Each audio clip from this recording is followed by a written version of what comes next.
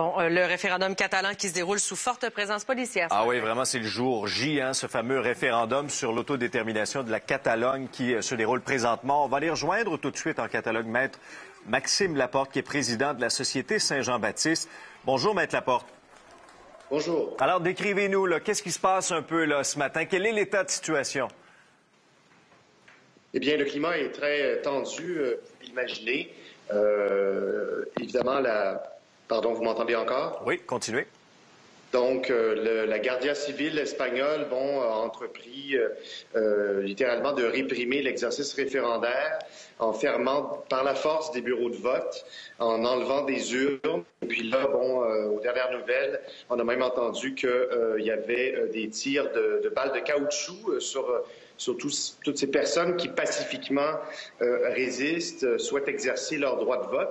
Alors, c'est fort malheureux. Je pense que la communauté internationale, y compris le Québec et le Canada, ont tout intérêt à voir ce qui se passe ici. Est-ce que vous avez des craintes que ça dérape au fur et à mesure que la journée va évoluer, au fil des tensions aussi qui vont augmenter, voyant peut-être que certains ne pourront pas s'exprimer aujourd'hui? Bien, écoutez, d'une certaine manière, ça dérape déjà, mais ce n'est certainement pas attribuable au peuple catalan qui manifeste et exerce ses droits démocratiques de manière paisible, de manière pacifique et exemplaire. C'est d'ailleurs très beau à voir tous ces gens qui font preuve de courage, de solidarité. Alors, c'est déplorable, cette attitude antidémocratique de la part du gouvernement de Madrid. Comment on peut l'expliquer, cette attitude-là de Madrid?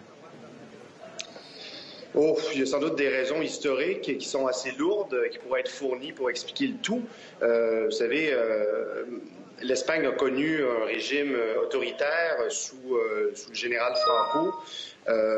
Mais faut croire que l'Espagne, qui est dirigée par le Parti populaire et le président Rajoy, leurs orientations ne vont vraiment pas dans le sens du respect du droit à l'autodétermination des peuples qui composent l'Espagne. Bien sûr, il y a le peuple catalan. Il faut se souvenir aussi qu'il y a aussi le peuple basque et d'autres communautés nationales. Et on dit que l'Espagne, en vertu de leur constitution, elle est une et indivisible, indissoluble. Qu'ils appliquent cette règle-là à la lettre et violemment. Maître Laporte, merci beaucoup d'avoir été avec nous ce matin. Je vous remercie.